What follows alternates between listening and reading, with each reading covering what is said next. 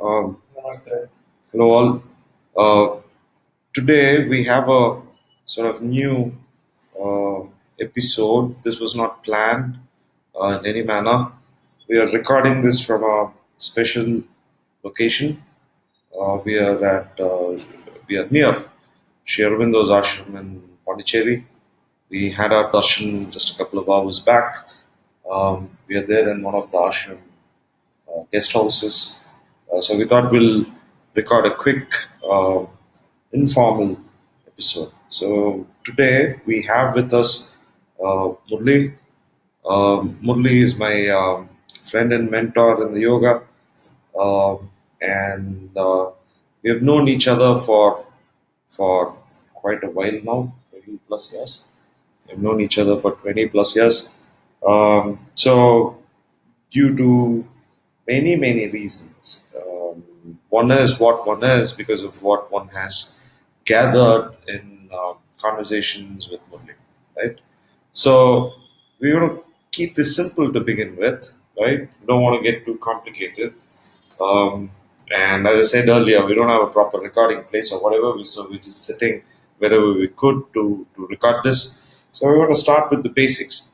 So what are the basics? So uh, the fundamental question that any materialist mind, a mind which is used to common reason, which is used to materialism, college, school, friends, parties, etc., might have this question: why yoga? What is yoga to begin with? Is it all the contortions that people go through? You see a lot of traditionalists, modern people doing various postures with their physical body. Uh, so, what is yoga? Is there anything beyond it? So, we'll start with the basic definition. So I'm going to ask this question to Murli. He'll share his thoughts, and if there's anything I can possibly add, I'll jump in. So Murli, the question is, what is yoga? Right? To a material mind which is yet skimming on the surface, how does one say? What does one say on this question? I think it is more relevant to ask why yoga instead of what is yoga. Okay. Because when you start looking at the essential framework of yoga as such, you find that there are too many definitions, or rather, I would say there are too many frameworks. Yeah. That is one essential confusion which we would like to avoid in this discussion. Okay. So it's better to ask why yoga Yeah. and what is the true purpose of our yogic right yoga. Yeah. So when you say why yoga, the question should be asked not from the intellectual viewpoint, but from a basic uh, quest. Quest can be initially intellectual, it can be mental seeking, but it has to come from the individual directly, prompted by his own nature. So that is the first essential prerequisite. Okay. So I would like you to add some points to it because I mean, this is the basic fundamental approach to yoga. Gotcha. So I think it basically covers why yoga. It sort of Sort covers, of. because I want some, at least some portion of this answer to address the yet evolving. So I was about to say that the individual must find the need for himself, Absolutely. the need to aspire, the need to plunge himself into it. So that is the main. I mean, uh, we just have to look at from that view Gotcha. and proceed further. Gotcha.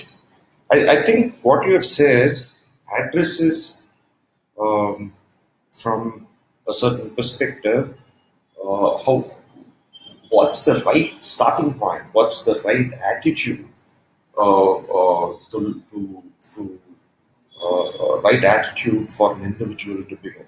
Some sort of a quest, How did we right? start?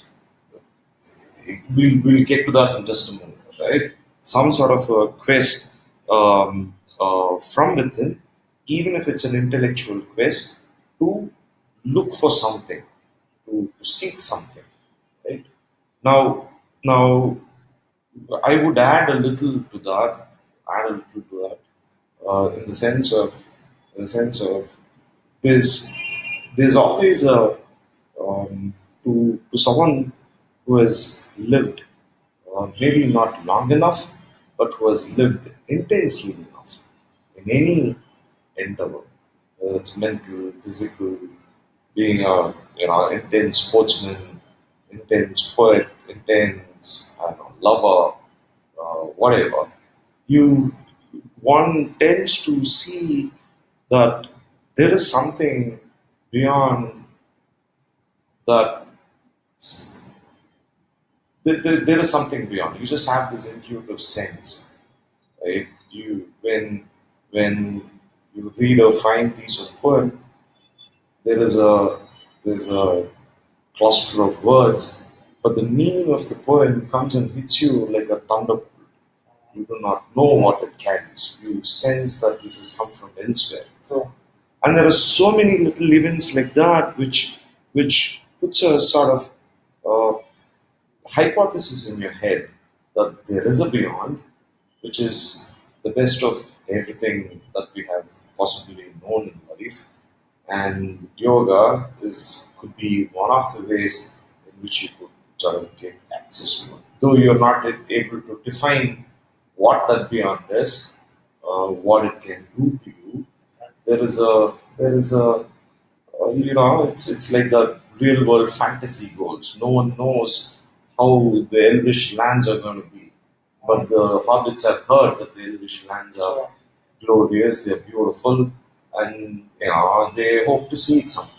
It's something like that, right? That's my sort of very mental initial definition of why yoga, right? That curious. I have a question. What I heard you,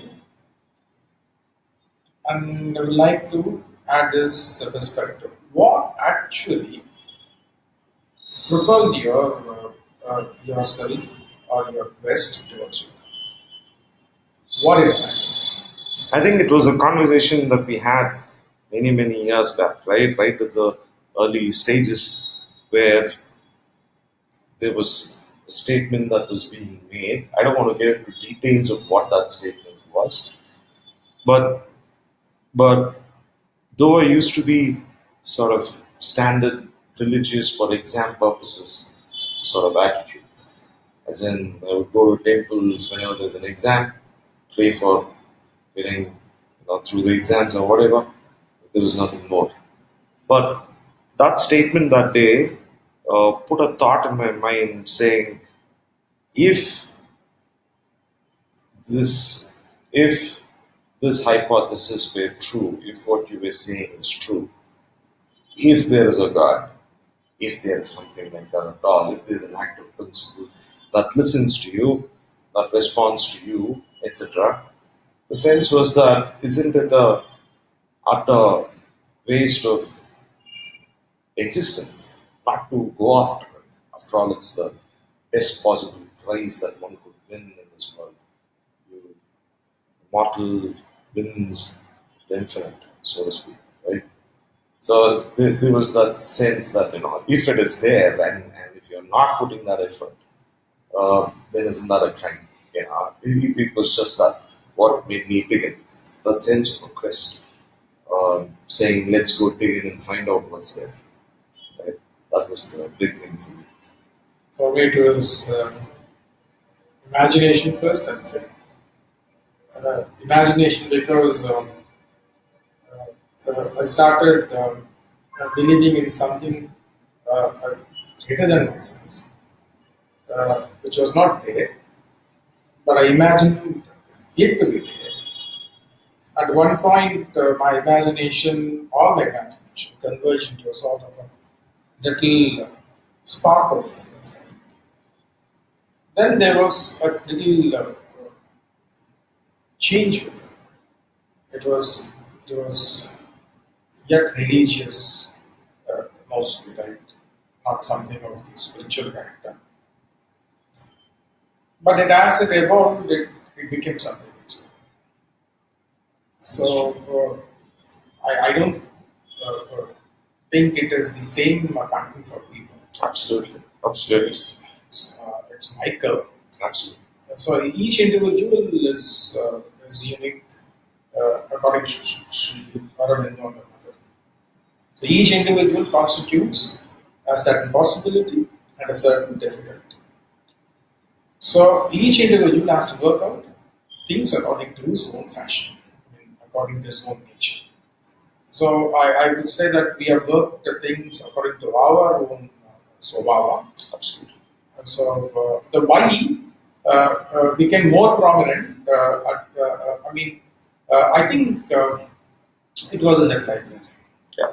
the decisive moment when we read those marvelous sentences of Sri Aurobindo. Yeah. It changed both of us in a way we have not been able to comprehend still. Absolutely. So I think the why perfectly explained at that moment for us, both of us. Absolutely. Absolutely. So I feel that there's also another sense, right? For that first moment of, may I call it wonder, and a blind wonder, you do not yet know what it is, but you stand in front of it, shocked, surprised, pleasantly surprised, or you're in awe, and all of that. But for that to happen, there is a preliminary curve that one has to go through. There seems to be a pattern, right? As in the before the entry of let- let's say the divine can be made, the initial contact can be established.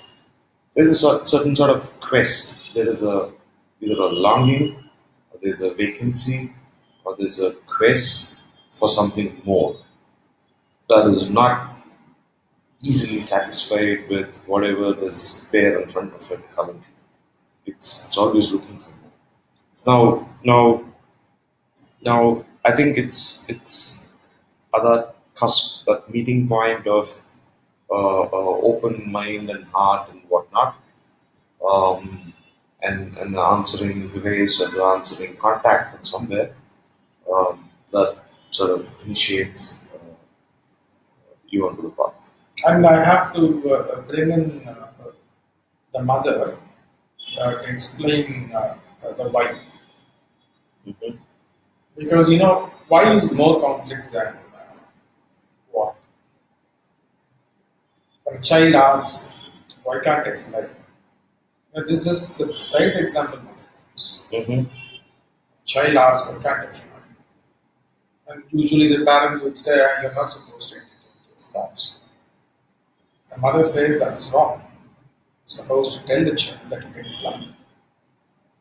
Because in the ascent of consciousness, when you reach the higher spheres, uh, it is accurately demonstrated that those who have had that experience can fly. I mean, it might be seen as a primitive, childish notion from the external viewpoint because we have no clear scientific theories indicating a possibility such as this, or even once demonstrated in the practical life. But it might be possible that in the future generations, in the coming days, there might evolve a possibility that such a feat could somewhere be possible. Absolutely. I'm not talking about what is what might come about in another 100 years. Let's say another 2,000, 3,000 years afterwards. Because when you look at 100, 200, 300 years. For the nature, it is nothing. For the mother nature, it is nothing. Absolutely. 100 years is less than a moment for her. You know what I'm trying to Absolutely. Absolutely. do. I don't want people to think that I'm suggesting something impractical. Absolutely. I'd like to play the devil's advocate here. Just for the fun of it. So, what we have accustomed to. No, let me complete. Sorry to interrupt. So, so- We have to believe first absolutely. to understand the why of our own selves. Absolutely. If you look from the intellectual viewpoint, from a scientific angle at your own quest, I don't think you're going to move any further. Absolutely. You have to leave all those things. Absolutely. Faithfully took a step which might seem illogical. Absolutely.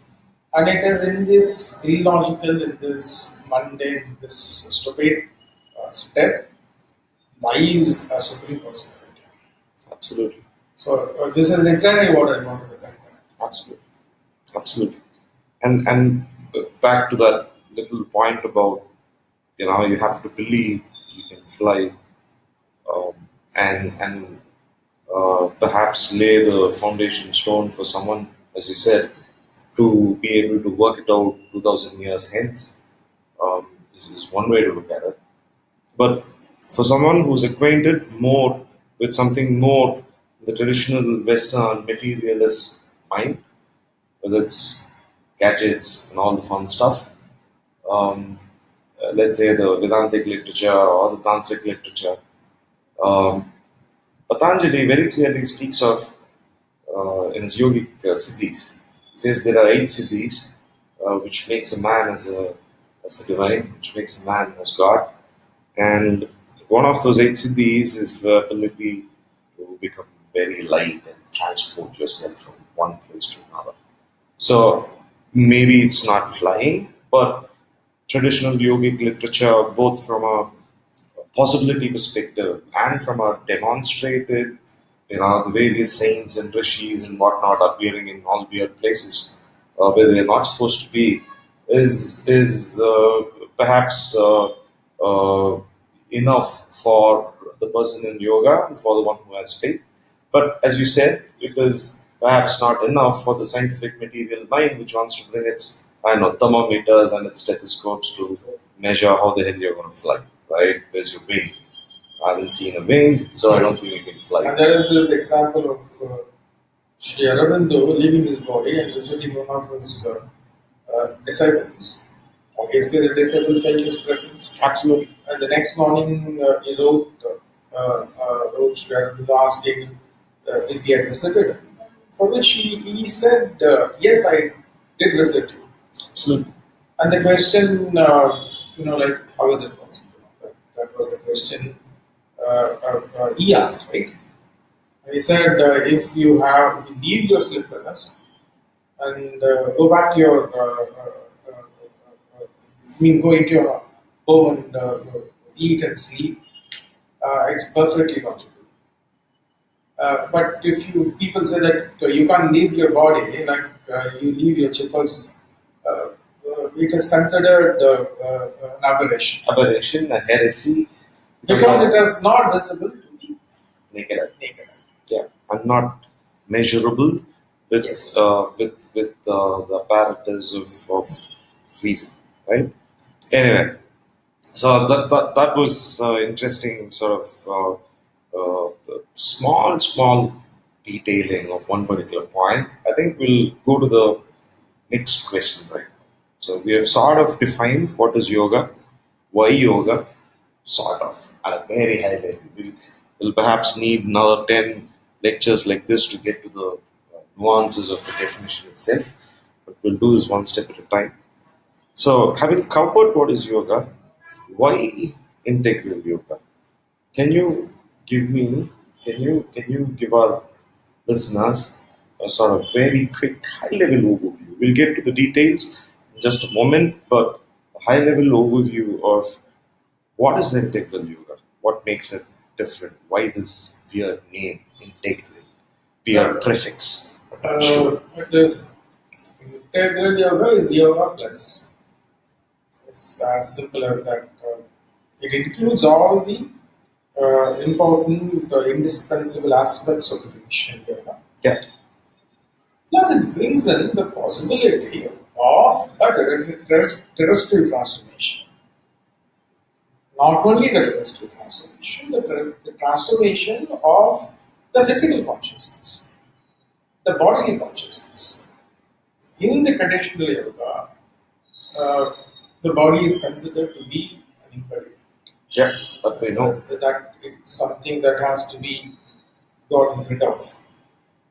But in the supramental yoga or the integral yoga or Purana yoga, the body is a supreme instrument of the divine, and it is the body which is going to take the next step in evolution. The obvious result of that is what Aurobindo calls as a supramental. Yeah, Just after the animal evolved, the primate, and after the primate, the man. yeah, And now, what after man? Why stop there? So, Runa Yoga is yoga pointing towards the future. It is not. I mean, there is no point in talking about deliverance, liberation, because it is only when you are liberated physically that you will enjoy the fruits of your liberation. So this absolutely. is the basic, fundamental definition of supramental. It includes everything. It transforms everything. You mentioned an interesting point that I've not heard before framed this way.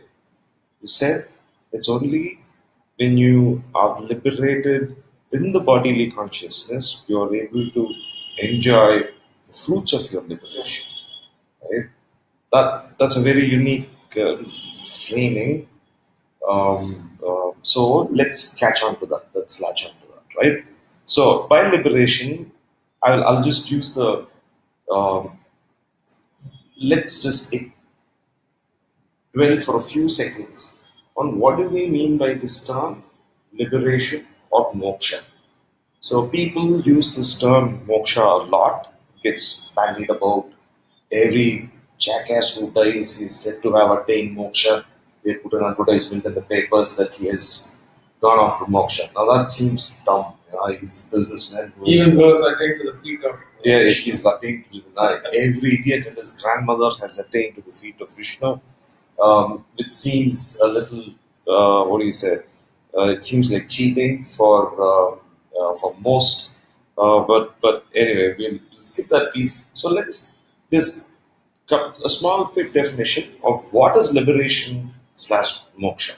Because again, liberation has a sort of, at least most of our listeners who might not be familiar with Vedanta, it might carry a sort of Christian connotation of salvation and liberation.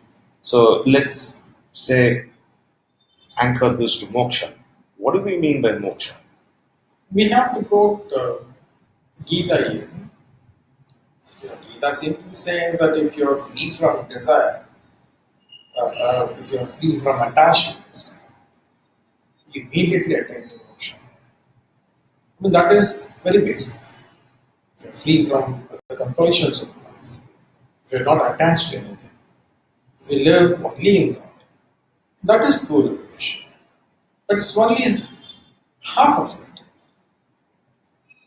But the true liberation comes with only when you are completely liberated in the physical, let us say at the cellular level.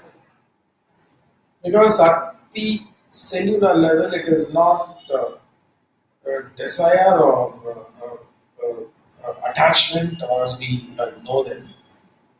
It is there, it is habit, It is automation. It is a dark fixity which has to be transformed. If you're free from all these things, then you understand what liberation truly is.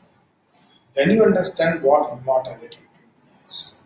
Until that point, whatever that you have achieved, even by supreme feat of traditional yoga, it is only a very small portion of the whole labor. Yeah. Yeah. So that is that. I mean, that is the definition of Sri Aurobindo's entire Absolutely. teaching. Absolutely. Absolutely. And just for the benefit of those who might not be familiar, the Vedantic notion of moksha is as Murli was saying, is a liberation in your being of something. Now, liberation of what? From what? It has been universally recognized by the ancient rishis and various vibhutis and so on, whoever have laid this discovery, they found that the surface man's quest for joy by true desires invariably leads to goof-ups and suffering. And Buddha perhaps most popularly adheres to this particular view. Because man exists because he wants to be happy. But his pursuit of this happiness via desires is what sort of messes up the equation. Right?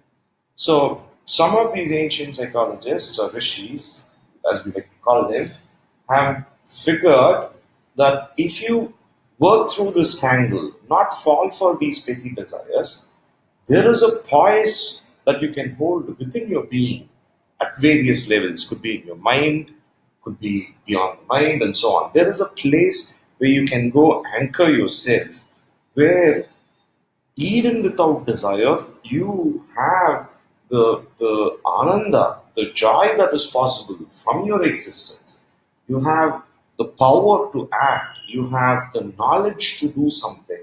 You have all these three: joy, power, knowledge. All of these things come freely without the labored, struggling human mentality. So they describe this process of going and being above as moksha. There are lots of layers to this. We'll just keep this simple for now.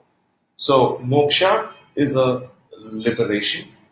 But what Murli was mentioning, paraphrasing Sri Aurobindo's and Sri Aurobindo's view and Sri Aurobindo's discovery, is that when you're liberated from your body, the body is yet mortal. The body, the sheath, the human sheath, the fleshy sheath, the bones, the sinews, the nerves are yet not capable enough to house the divine, so to speak. Right?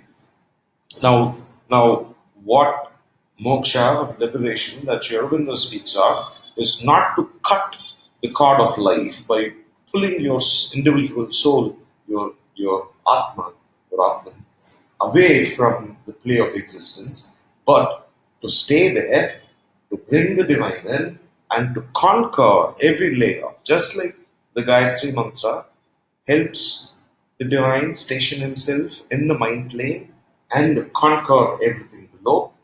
Sri Aurobindo's yoga says, gents, this is not enough. We could do more, and this is what we do for it. What do we do? He says, bring it down to the vital, and then bring it down to the physical, and in the physical, at the very cellular level, when this mechanism of the cells that's evolved by evolution, with all its stress and anguish and suffering, whatnot, once it consents, just like the mind, just like the higher mind, consents to Savitri, similarly, if the physical cells were to consent to the supramental, Sri Aurobindo says that To establish the possibility of a super evolution of a super evolution at the cellular level. at the cellular. So that's moksha. we sort of covered it at a fair amount of detail, I think. I don't know if it's too much for you guys. If it is, please send us a comment. I think we'll stop here for now. It was a sort of good session. I think we should both thank each other. We didn't do anything, nothing today. We managed to get this done. Guys, this Murli and I from Pondicherry near Sri Aurobindo's ashram. We hope you like this. Have a great day. Namaste. Namaste.